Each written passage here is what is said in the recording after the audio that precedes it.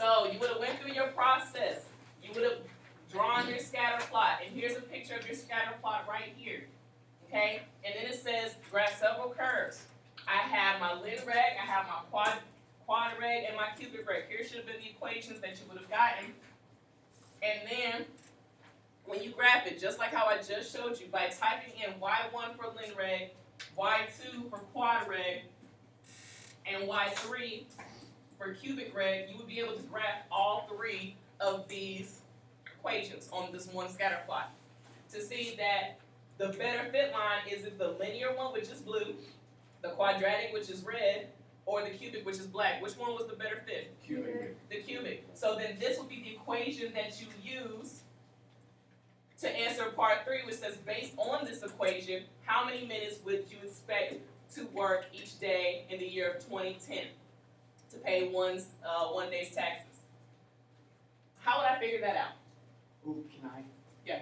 Okay, so since the year is from 1940 to 2010 is 70.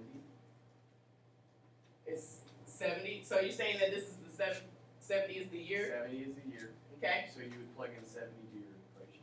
You plug in 70 in for what? X. X. Now you're right, you would plug in for X, but it's not 70.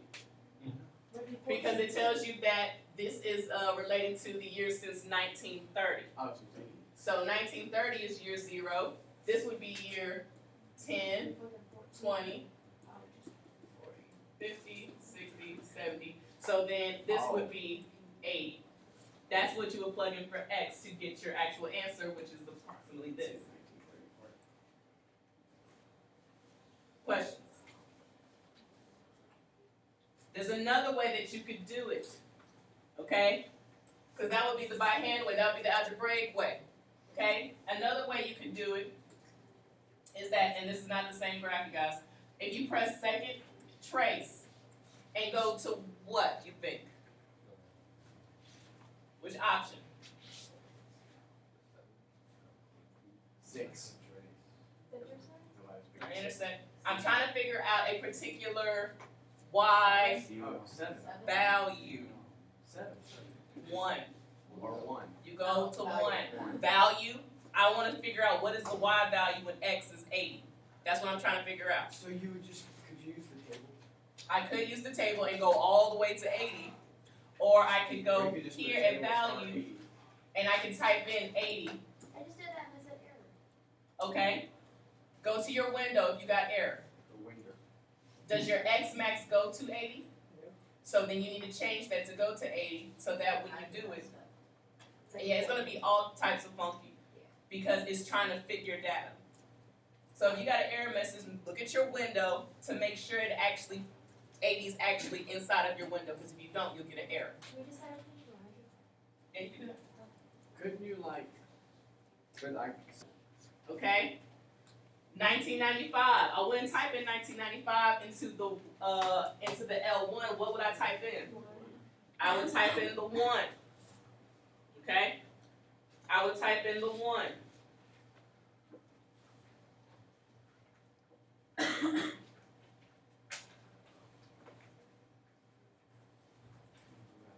And then I will go up from there. You didn't change that max like I told you to. It's the max, not the min.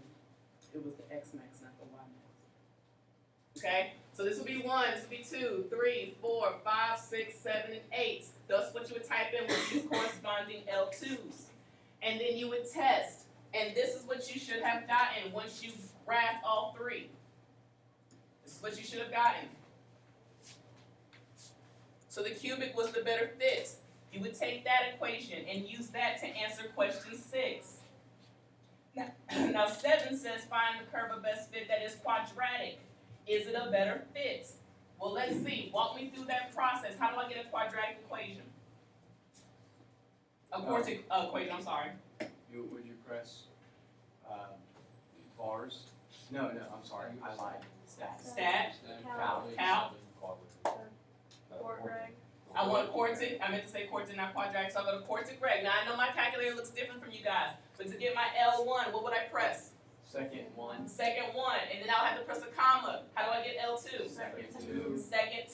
press a comma, and then I would need to go to bars, Y Y bars, function. function, and where would I want to put this? Or Option 4, because I have my linear in Y1, my quadratic in Y2, my cubic in Y3, and now I want my quartic in Y4. I'm going to calculate it. There's my equation. And when I go to Y equals, there it is, right there in Y4. And when I graph it, it's going to show up pink. Okay? So there's the linear. There's the quadratic. There's the cubic, and it goes one by one so you can see it as it goes. Because if you don't have a color one like I do, you'll just have to go one by one. And then here comes the pink. What do you think? Pink's looking pretty good. Once it just takes a dive. Yeah, we're good. It goes through all of them. So yes, this one is the better fit.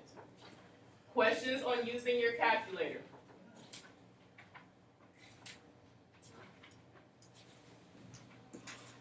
The last little bits here, okay? We got action to the lesson. Alright, here we go. I'm just hitting the main things, okay guys? I'm just hitting the main pieces. Now just because I'm hitting these doesn't mean that if you know these, then you're good. You need to go back and look also at your notes. These are some of the things that I recognize that you guys missed the first time around, okay? Remainder theorem is R equals F of C. So when you are using the remainder theorem, you don't use synthetic division.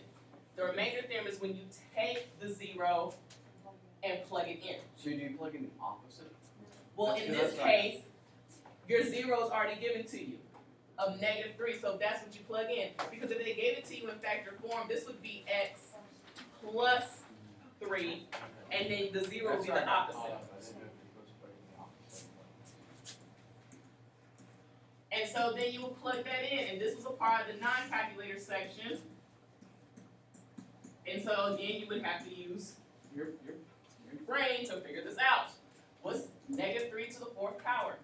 81. A positive 81. What's -3 to the 2nd? 9.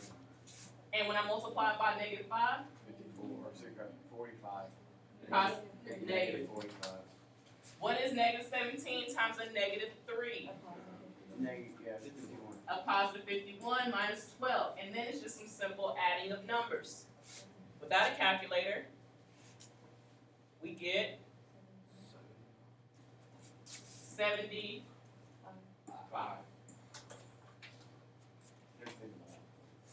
Okay? That is the remainder theorem. You plug it in. Now, if it just asks you for the remainder, just flat out, what is the remainder? You could do the remainder theorem, or you can do synthetic division and look at the last number. Okay? The thing is, this one asks specifically for the remainder theorem, so you have to plug in. Questions on that? No, 1 second. I'm just gonna write down this question.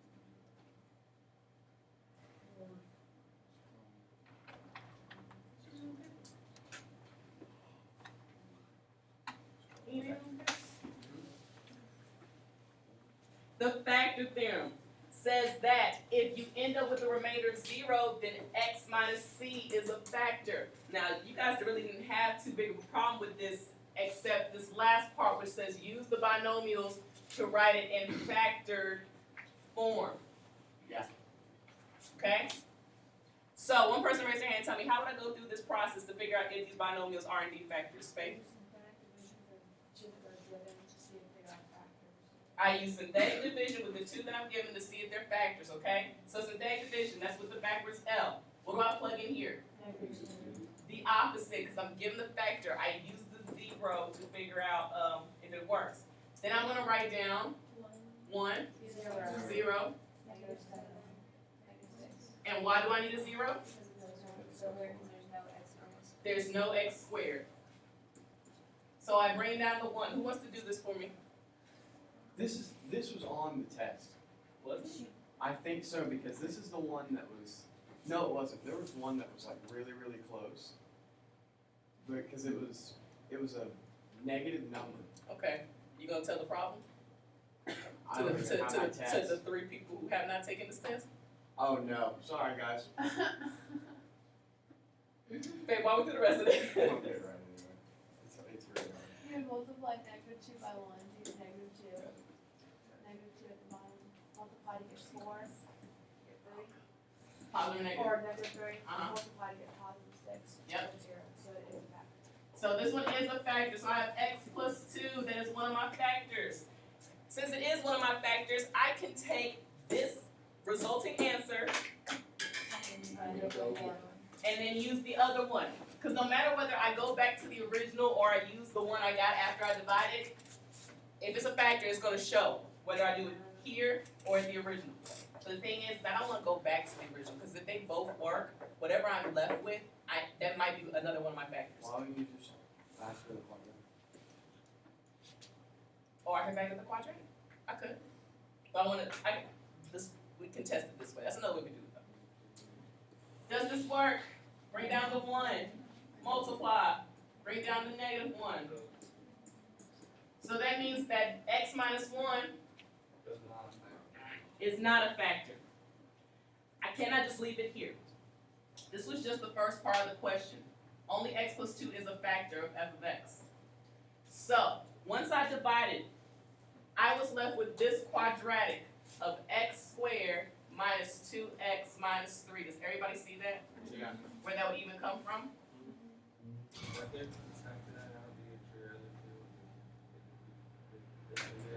Exactly. You would have to keep going. This would not be your final answer because this can be factored. What 2 numbers multiply to give you -3 that adds give you -2? And this is your factored form for this polynomial. And that's what it means to write it in factored form. Now, if you got to this point and this is not factorable, then you're done. But it was. And so you have to keep going. You could just write it if it's not factored. Yeah, if you Makes can it write all just so this much if it's not easier. factored. If it's not factorable, Okay. I didn't know that. just write it in factored form. You know, you could do that. I thought you had to like have to like find it.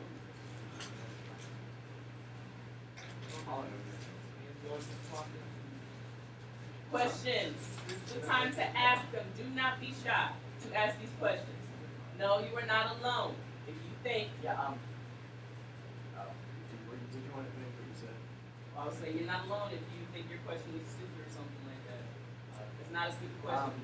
Would it just save you time if you just factor went ahead and factor it? You could. Because, I mean, if you would just go ahead and factor it, then you find 2 factors and let steps. True. I mean, that's fine. But the thing is that what if I gave you Portic instead? Then you would have had to use both two to figure it out. But I mean, since you have a few.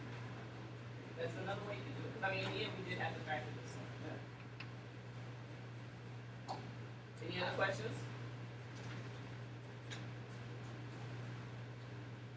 This one, listing and stating versus describing. When you list or state the zeros, that means you actually need to get the physical zeros. Which ones are zeros? Which ones are roots? Which ones are solutions? But when it asks you to describe, that means something completely different. And I feel like there was confusion there between the two.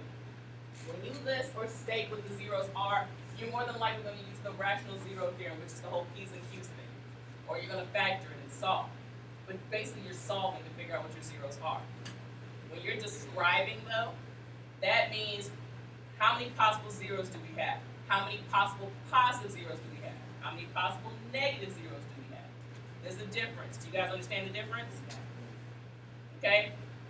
So here, list all possible rational zeros of the function, then determine which, if any, are indeed zeros. Am I going to say that, okay, there are 3 zeros and I'm going to move forward? No. I need to figure out which ones are zeros. Can I factor this by grouping? Could I factor this by grouping the first 2 and grouping the last 2? Yes. What's the greatest common factor here? 5x squared or x squared. Leave me with the x minus 5. What about here? What's the greatest common factor? There is one. If these 2 parentheses are not the same, this cannot be factored by grouping. So that means you have to do P's and Q's. Sorry, that would be a plus 6. Thank you. So because you cannot factor this by grouping, and it is a cubic, you have to do your P's and Q's. P is talking about which number? The 6. And Q is talking about the 1. What are your factors of 6?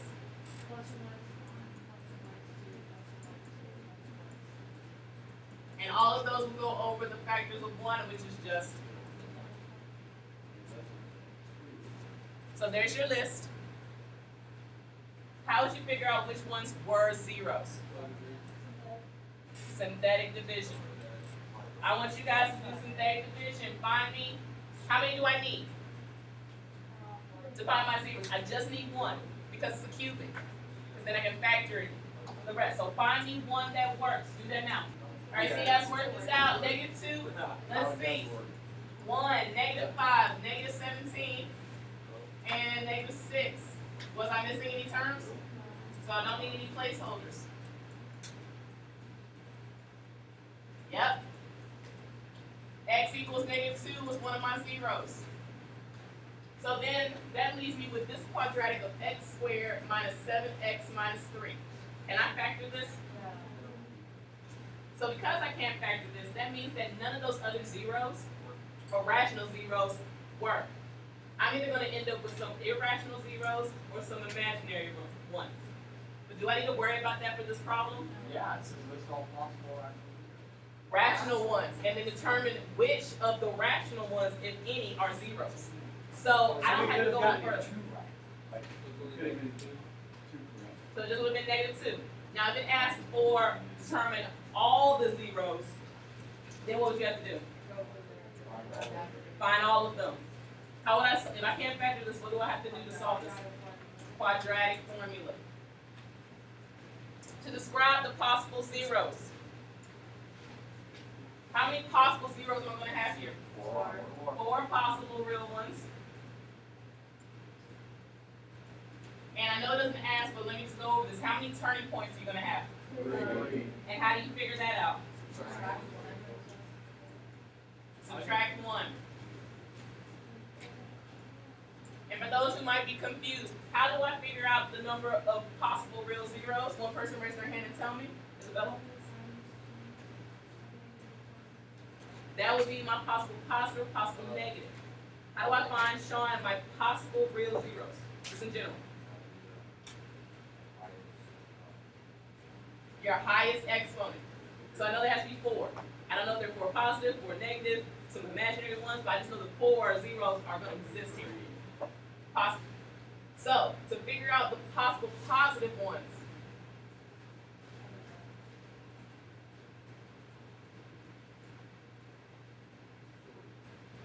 how'd you get 3? 2. How'd you get 2? I mean 3. He's right. 3. Sign. Yeah. You have 1 sign change here, 1 here, and 1 here. So I can have 3 or 1. You gotta count down by 2s.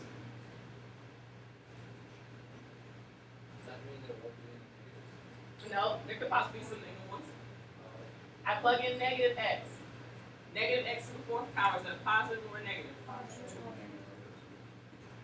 When I plug it in and I get it to the 3rd power, is that going to be positive or negative? Negative.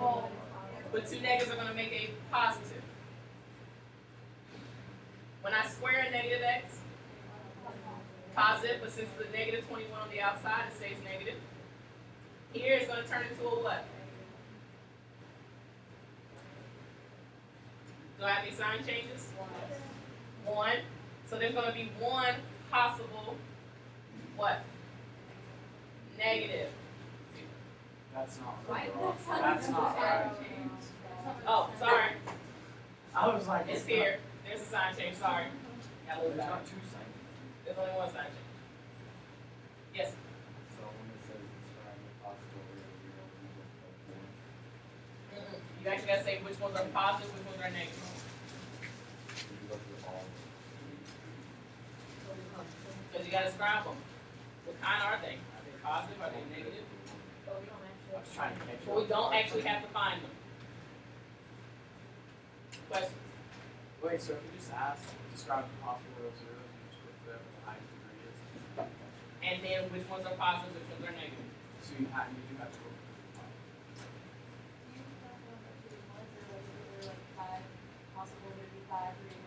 Yes, if it's, you count down by twos all the way till you get to either 0 or negative. So if it's 5, then it'll be 3 and also 1. Yes? For the top one, like just how this question is stated, or just like, you just figure out for x equals negative 2? Because the way, just because of how it's stated, it's only this particular 0. If it said determine all of the zeros, then we actually need to keep going from this point and actually factor this or use quadratic formula to find the other 2. So we should get 3 zeros at the end of this. But since it just said which ones, if any of the rational ones are working, then we stop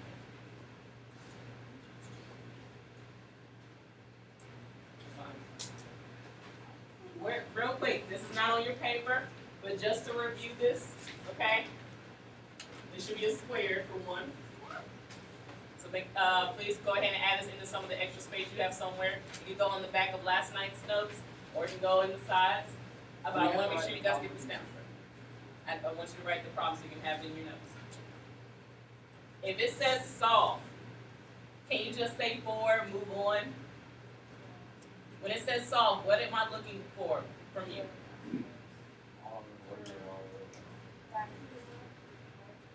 Not just the factors, all what? All of the zeros, whether they're real or imaginary, rational or irrational. I have to find all the zeros. How many zeros should I have? 4. Now, you can sit here, you can do your P's and Q's with your factors of 36, which are like, I think 8 of them. And then it's positive or negative. But you don't need to. Why?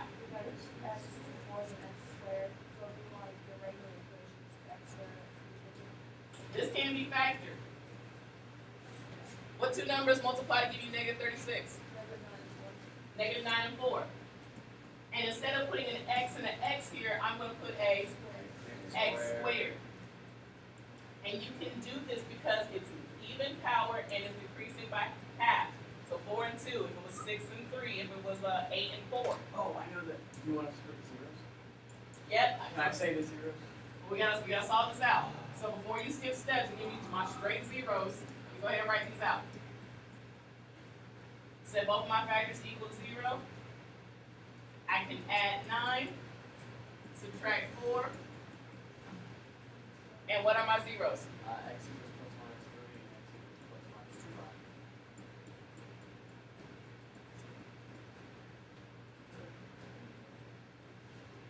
2. And those would be my 4 zeros. All with a multiplicity of 1. Exactly. You get the plus or minus because you took the square root. You always get plus or minus when you take the square. Why is it more positive?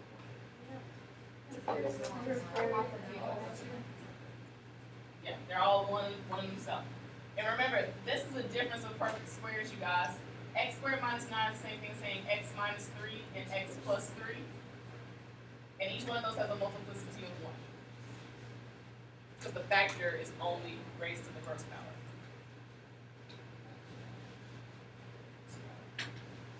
Questions? Is this helping? Is it clearing up some things for you? Okay. When you're writing polynomials, remember complex numbers come in pairs. So if you have to write a polynomial of least degree with the following zeros in the first example, this should be a polynomial with a degree of 4. What's the last 0? So it's not negative 4 plus The only thing that changes is the complex part. It still stays a positive 4. So when you write your factors, everything is backwards. This is going to be x plus 4, x minus 1. x minus 1. Oh boy, this is interesting. X minus 4 minus I. I. And then X minus 4 minus I. Yeah. And those are your factors. And the reason why it's an x minus 4 is because the opposite of a positive 4 is a negative 4. Just like the opposite of a negative 4 was a positive 4 here. Okay, yes? So having a plus sign and negative sign, is that because that was the square root? Yeah, we took the square root of a negative number. Okay.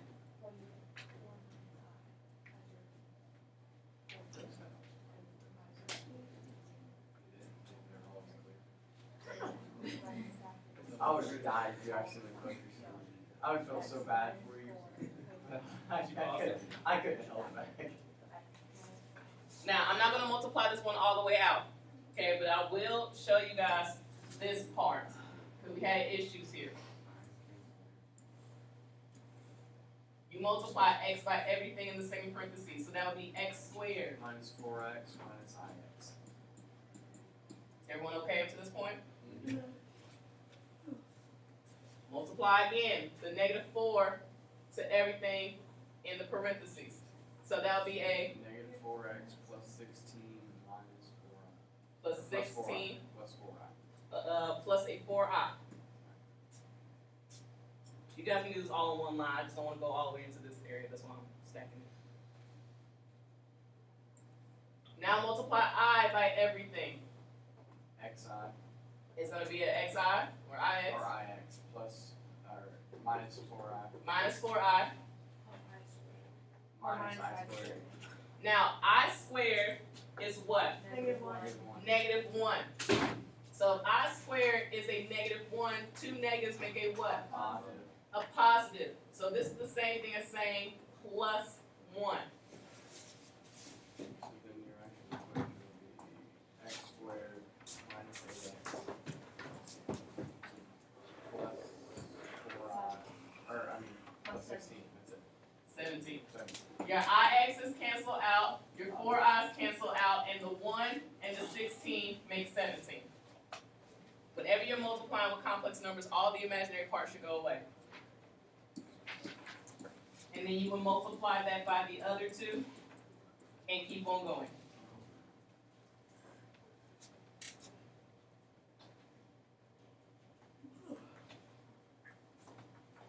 You guys have any questions?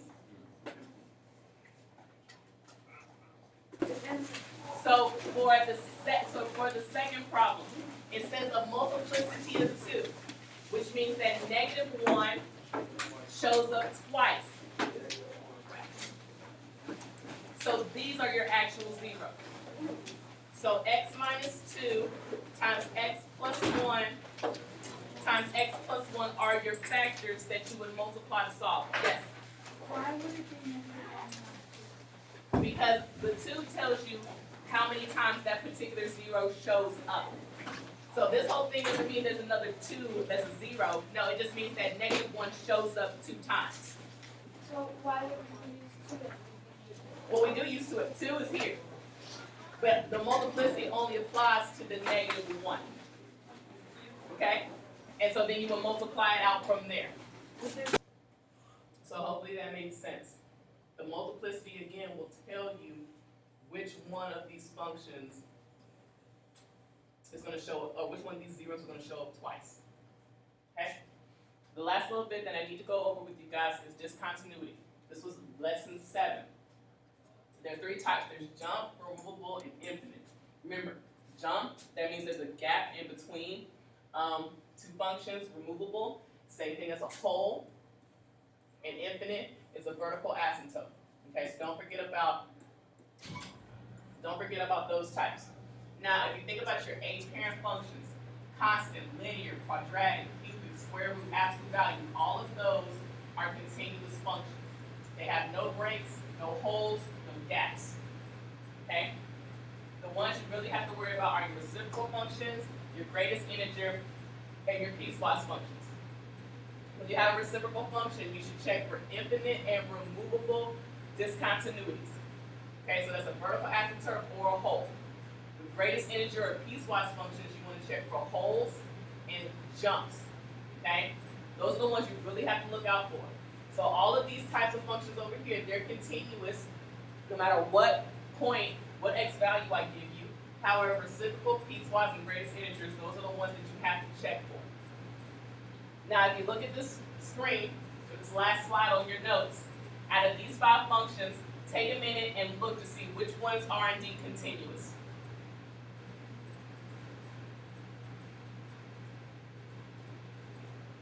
Hopefully you said that this first one